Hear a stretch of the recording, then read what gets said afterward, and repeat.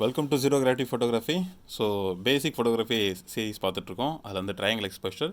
இப்போ பார்க்க போகிற டாபிக் வந்து அப்பச்சர். அப்பச்சர் வந்துட்டு எஃப் ஸ்டாப்னு மென்ஷன் பண்ணுவாங்க, அப்பச்சர்னு சொல்லுவாங்க. கேமில் வந்துட்டு அப்பச்சரோட பொசிஷன் வந்துட்டு இங்கே ப்ளேஸ் ஆகிருக்கும். F2.8 அப்படின்றது இங்கே இருக்க வேல்யூ, ஓகேவா? ஸோ அதோட போக்குன்னு பார்த்தீங்கன்னா அப்பச்சர் வந்து மெயினாக ரெண்டு விஷயத்தை டிசைட் பண்ணும். ஒன்று எக்ஸ்போஷர், அனதர் ஒன்று வந்துட்டு ஃபோக்கஸ். ஸோ சப்ஜெக்டில் ஃபோக்கஸ் பாயிண்ட் எங்கே இருக்கணும், எந்த சப்ஜெக்ட் ஃபோர் கிரவுண்ட் ஃபோக்கஸ் ஆகணுமா, மிட் கிரவுண்ட் ஃபோக்கஸ் ஆகணுமா, பேக்ரவுண்ட் ஃபோக்கஸ் ஆகணுமா அப்படின்னு டிசைட் பண்ணுறது இந்த எஃப் ஸ்டாப் வேல்யூ தான். இப்போது நம்ம கூட வந்து ரெண்டு சப்ஜெக்ட் இருக்காங்க. ஸோ அவங்களுக்கு ஏற்ற மாதிரி வந்து நம்ம ரெண்டு கண்டினியூஸ் லைட் செட் பண்ணியிருக்கோம். இப்போ இருக்க அப்பச்சரை வச்சு ஒரு ஃபோட்டோ எடுத்து பார்ப்போம். 2.8. ஸோ இமேஜ் வந்து அண்டர் எக்ஸ்போஜராக இருக்குது. ரெண்டு பேருமே வந்துட்டு ஃபோக்கஸ் பார்த்திங்கன்னா வந்து ஸ்வேதா மேலே தான் அவ்வளோவா இருக்குது, பின்னாடி இருக்க சிந்து மேலே அவ்வளோவா இல்லை. ஸோ இப்போ நம்ம வந்துட்டு ஷாலோ டெப்த் ஆஃப் ஃபில்லில் ஒரு ஃபோட்டோ எடுக்க போகிறோம். ஷாலோ டெப்த் ஆஃப் ஃபில்னால் ஃபோர் கவுண்ட் ஏதாவது ஒரு பர்டிகுலர் ஏரியா மட்டும் தான் ஃபோக்கஸாக இருக்கும். Shallow depth of example value வந்து 1.4. ஸோ இப்போது இந்த ஃபோட்டோ வந்துட்டு எக்ஸ்போஷர் 1.4 வச்சுருக்கேன். ஃபோக்கஸ் பாயிண்ட் வந்து சப்ஜெக்ட் 1 ஸ்வேதா மேலே இருக்குது. ஸோ இப்போ ஒரு ஃபோட்டோ எடுக்கிறோம். இப்போது இந்த ஃபோட்டோ பார்த்தீங்கன்னா, ஸோ ஃபஸ்ட்டு இருக்க சப்ஜெக்ட் வந்து கிளியர் ஃபோக்கஸில் இருப்பாங்க, பின்னாடி ஃபுல்லாக அவுட் ஆஃப் ஃபோக்கஸில் தான் இருப்பாங்க.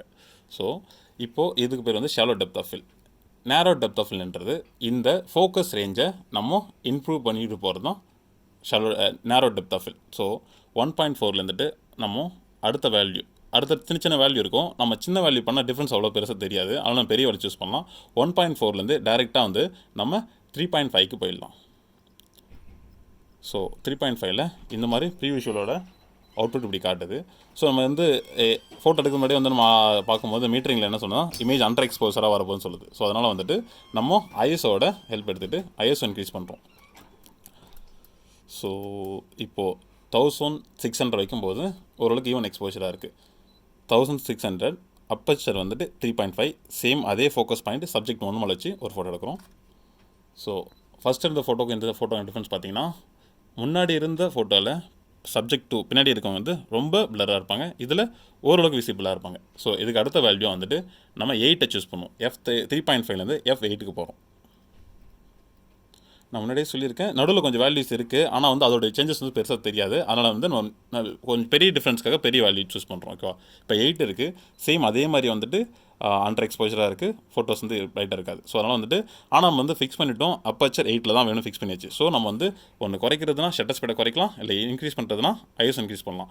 இப்போது நம்ம ட்ரைபாட் யூஸ் பண்ணுறதால ஷட்டர் ஸ்பீட் 250ன்றது இன்னும் கொஞ்சம் கூட குறைக்கலாம், ஏன்னா சப்ஜெக்ட்டும் ஸ்டாட்டிக்காக தான் இருக்காங்க.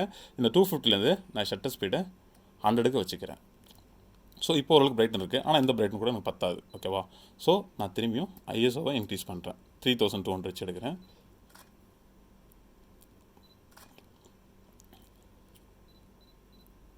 ஓகே, இப்போது இந்த ஃபோட்டோவில் பார்த்தீங்கன்னா ஃபுல் டீட்டெயிலாக இருப்பாங்க சப்ஜெக்ட் 1. சப்ஜெக்ட் 2 வந்துட்டு ஓரளவுக்கு இன்னுமே நல்ல டீட்டெயில், அதாவது ஃபஸ்ட்டு ஃபோட்டோ செகண்ட் ஃபோட்டோவோட தேர்ட் ஃபோட்டோவில் இன்னும் நல்லாவே டீட்டெயில் இருப்பாங்க.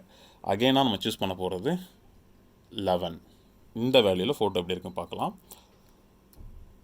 இதுக்கு ஐஎஸ்ஓ இன்க்ரீஸ் பண்ணி ஆகணும். ஸோ ஐஎஸ்ஓ நம்ம இப்போது 8000 வச்சுருக்கோம், 10,000, 12,800 வேல்யூ வச்சுருக்கோம் ஐஎஸ்ஓ. இது வந்து ரொம்ப அதிகமான வேல்யூ. நான் யூஸ் பண்ணுறது ஃபுல் ஃப்ரேம் பாடி R5ன்றதால வந்துட்டு இதில் கிரைன் வராது. நான் ஸ்டூடியோ லைட் செட்டப் வச்சுருக்கேன். இதுவே நீங்கள் யூஸ் பண்ணுற கேமரா வந்து பேசிக் கேமரா வந்து ஸ்டார்டிங் லெவலில் இருந்ததுன்னா ஐஎஸ்ஓவில் கண்டிப்பாக சூஸ் பண்ண முடியாது. நான் எக்ஸ்பெரிமெண்டலுக்காக தான் இருக்கிறேன். நீங்கள் யூஸ் பண்ணும்போது நீங்கள் எடுத்து பார்த்தா தெரியும் உங்களுக்கு. இப்போது F11 வச்சுருக்கேன். சேம் ஃபோக்கஸ் பாயிண்ட் வந்து ஸ்வேதா மேலே இருக்குது, பின்ன அது சப்ஜெக்ட் 1 மேலே இருக்குது, சப்ஜெக்ட் 2 வந்து பேக்கில் இருக்காங்க. இப்போ சேம் ஒரு அகைன் ஒரு ஃபோட்டோ. ஸோ இந்த ஃபோட்டோவில் பார்த்தீங்கன்னா உங்களுக்கு நல்ல டிஃப்ரென்ஸ் தெரியும். ரெண்டு பேருமே வந்து ஒரு பர்ஃபெக்டான ஃபோக்கஸில் இருக்காங்க. ஸோ பேசிக்காக ஆல்ரெடி சொன்ன மாதிரி வந்துட்டு அப்பச்சரோட ஒர்க் வந்துட்டு லைட்டையும் ஃபோக்கஸையும் டிசைட் பண்ணுறது தான் அப்பச்சர் ஒர்க். லோவர் வேல்யூ 1.4, 1.8, 2.2, 2.4 இந்த மாதிரி லோவர் வேல்யூ வந்துட்டு லைட் வந்து அதிகமாக வந்து உள்ளே எடுத்துக்கும். அட் த சேம் டைம் வந்து ஃபோக்கஸ் வந்து ஒரு பர்டிகுலர் ஏரியா தான் ஃபோக்கஸ் ஆகும். ஃபார் எக்ஸாம்பிள் வந்து ஒரு குரூப் ஃபோட்டோ இருக்குன்னா குரூப் ஃபோட்டோவில் ஒருத்தவங்க ஃபஸ்ட்டில் ஒருத்தருக்காங்கன்னா அவங்கள மட்டும் தான் ஃபோக்கஸில் எடுத்துக்கும், அதாவது 1.4ல். இதுவே வந்துட்டு ஒரு அப்பச்சர் வந்துட்டு ஒரு 16 இருந்துன்னா அந்த குரூப் ஃபோட்டோவுக்கு எல்லாமே ஃபோக்கஸ் ஆவாங்க. இது வந்து பேசிக்கானது.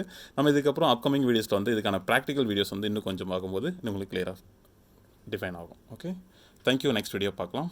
பாய்.